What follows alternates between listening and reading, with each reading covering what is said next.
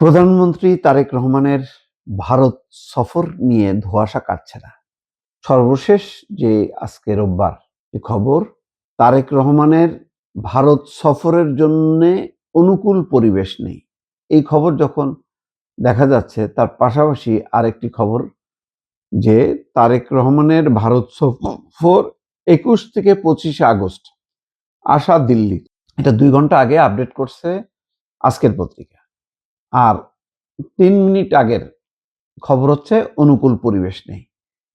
তাহলে কোনটা সত্য, কোনটা মিথ্যা?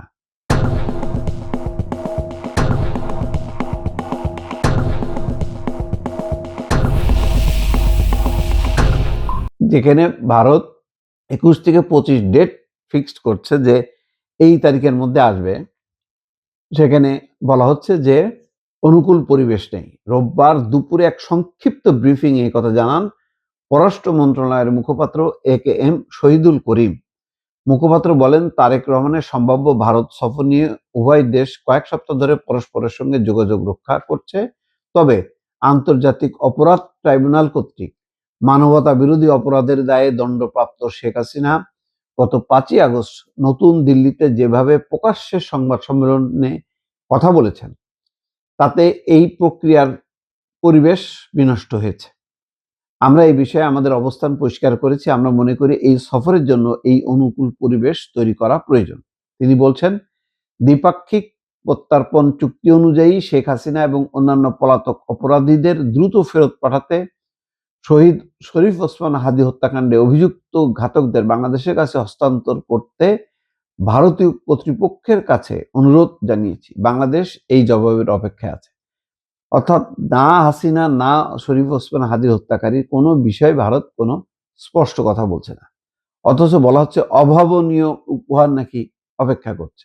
এই সময় সরকারের পক্ষ থেকে পুনর্ব্যক্ত করা হয় সার্বভৌম সমতা, জাতীয় মর্যাদা, একে অপরের অভ্যন্তরীণ বিষয়ে হস্তক্ষেপ না করা এবং পারস্পরিক স্বার্থের ভিত্তিতে প্রতিবেশীদের সহ অন্যান্য সব দেশের সঙ্গে বন্ধুত্বপূর্ণ দ্বিপাক্ষিক সম্পর্ক উন্নয়নে আমরা আমাদের বাংলাদেশ ফার্স্ট, বাংলাদেশ প্রথম নীতি অব্যাহত রাখব।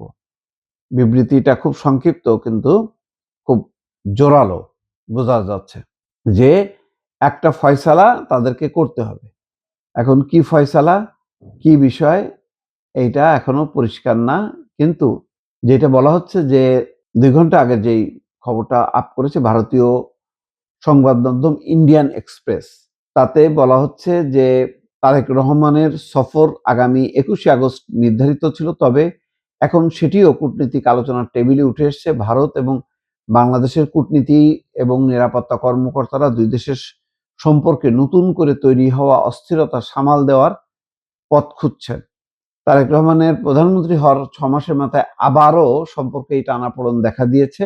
ভারতের আরেক সংবাদ মাধ্যম টাইমস অফ ইন্ডিয়ার খবরে বলা হচ্ছে, বাংলাদেশ ও ভারতের সম্পর্কে টানাপোড়েন কাটানোর লক্ষ্যে আগামী সপ্তাহের শেষের দিকে ভারত সফরে যেতে পারেন প্রধানমন্ত্রী তারেক রহমান। ভারতের সরকারি একাধিক সূত্রের বরাতে সংবাদ মাধ্যমটি জানিয়েছে, ২১ থেকে ২৫ আগস্টের মধ্যে দ্বিপক্ষীয় সফর অনুষ্ঠিত হওয়ার সম্ভাবনা রয়েছে। সফরটি আনুষ্ঠানিকভাবে এখনো চূড়ান্ত না হলেও প্রধানমন্ত্রী হিসাবে দায়িত্ব গ্রহণের পর এটাই হতে যাচ্ছে তারেক রহমানের প্রথম ভারত সফর। এখনো ৬ মাস পার হতে যাচ্ছে।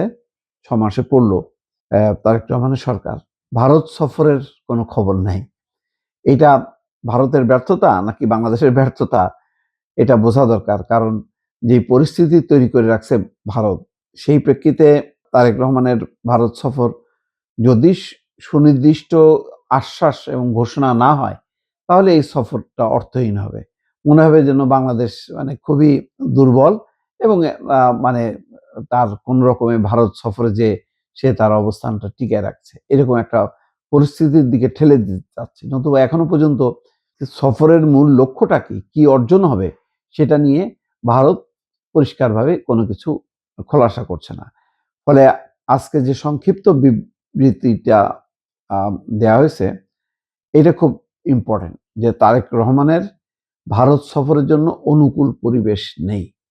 একেবারে পররাষ্ট্রমন্ত্রী না, পররাষ্ট্র প্রতিমন্ত্রী না, পররাষ্ট্র উপদেষ্টাও না, একজন মুখপাত্র একেএম শহীদুল করিম তিনি একটা ব্রিফিংয়ে এই কথাটা জানায় দিছে। বিষয়টা খুব গুরুত্বপূর্ণ। তার মানে এখনো জট পাকায় আছে ভালোই। ভারত তার অবস্থান পরিবর্তন না করলে তারেক রহমানের ভারত সফর একেবারেই অনিশ্চিত বলাই যায়।